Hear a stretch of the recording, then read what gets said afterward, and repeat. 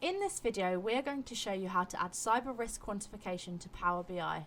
By integrating your Boardish data into Power BI, you have greater flexibility on the way you present and compare information to suit your business or client needs. You can show comparisons needed for specific decision making, for example, percentage cost of threats against turnover, percentage of mitigation costs for your threats, or even an individual threat cost breakdown. To do this, you simply need to fill in your information in the Boardish Web App the way you normally would and create your Boardish dashboard. You will then input your Boardish credentials into Power BI to give you access to your quantification data.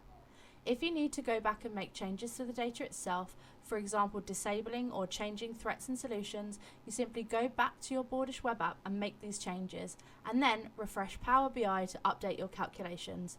Note that you cannot make changes to Boardish from Power BI for security purposes unless you are using the Boardish API and your own application.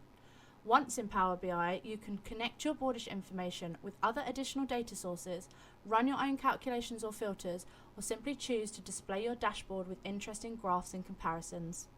Boardish for Power BI is currently in beta preview as part of our professional subscription only. Visit our website to sign up or get in touch with us directly at info@boardish.io.